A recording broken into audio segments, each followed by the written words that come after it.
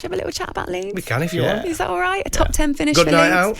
out. Is it really? I haven't done it yet. What? I haven't done a night out It's in a Leeds. brilliant night out. Well, not at this moment in time, but it will be next year. I think that's top of my list when we're all allowed back in the stadiums and then back in the nightclubs, more importantly. Next time I do an Ellen Road game, I think I might just stay over. Oh, it's a lovely spot. Go You'll and like sample it. Okay, so a top 10 finish secured for Leeds United, beating Southampton 2-0 last night. Now, Bielsa's side still have an outside chance of playing European football next season. Southampton remain 14th in the Premier League with one game of the season remaining.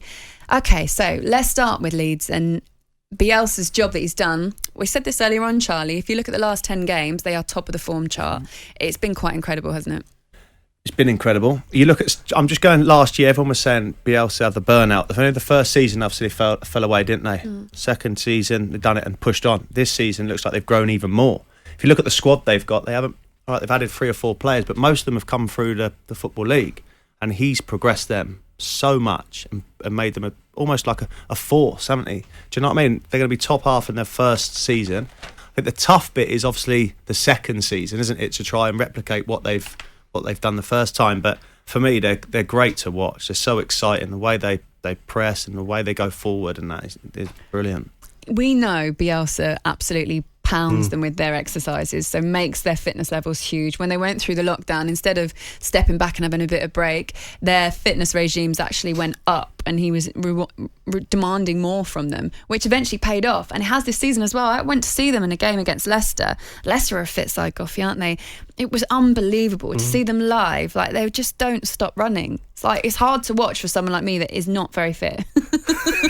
And me. And you. But with Leeds, I remember at the time when they fell away in that championship, and a lot of people came on here and said, they wouldn't have been in that position without Bielsa, firstly.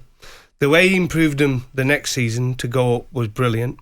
And this year, it's been a pleasure watching him. Some of their football, it was a little bit like the old Newcastle at the start, wasn't it? Where it was just bang, bang. But I think as the season's gone on, he's developed it even more, hasn't he?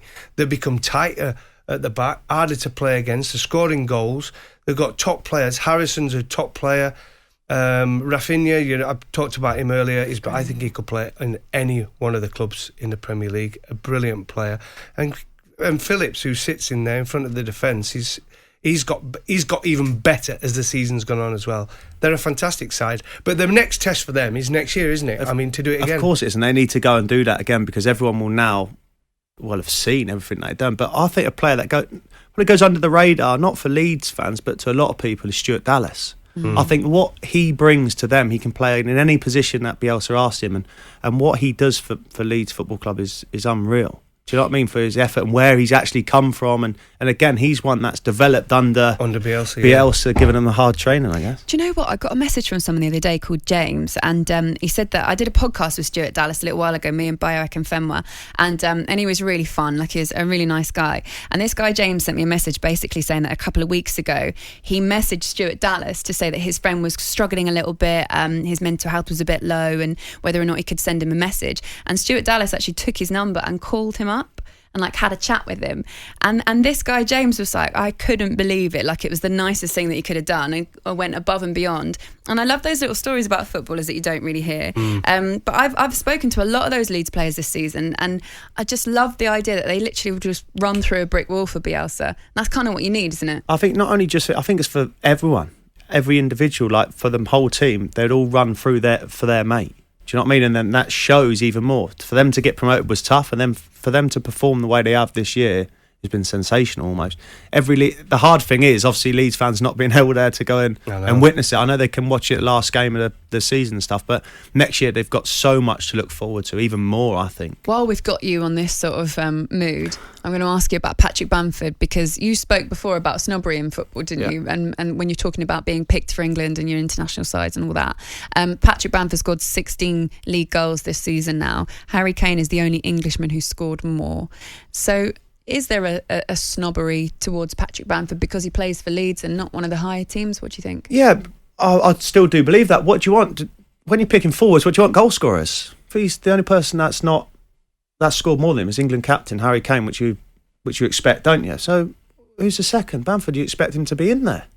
For me, I think he has to he almost has to go, but you understand why he doesn't go. Because he scores a goal, so he's ticked every box for him to be able to get into the Euro squad. But then you look at it and go, it's easier to leave him out because he plays at Leeds than what it is picking at. That's poor. Is that the only reason, do you think? What else is there? He's a goal scorer. He scored 16 Premier League goals. No, that's hard going. Would he be in yours? It's a difficult one. I like him. I mean, I saw him when he played for a few seasons at MK Dons, and he scores from outside the box, scores from inside the box. He runs his socks off. He works for the team. But I don't think it's what Gareth Southgate wants. And he's the manager at this time, and he doesn't think he's in his squad if he doesn't pick him. A new manager comes in and might like Patrick Bamford. You know what I mean? So it's just... Sometimes you need a little bit of luck in professional sport. You need to you have the right manager that suits your style, and you're in at the right time. Yeah. TalkSPORT Breakfast with Laura Woods, Monday to Wednesday mornings 6 till 10 on AM, on DAB, via the TalkSPORT app, and on your smart speaker. TalkSPORT.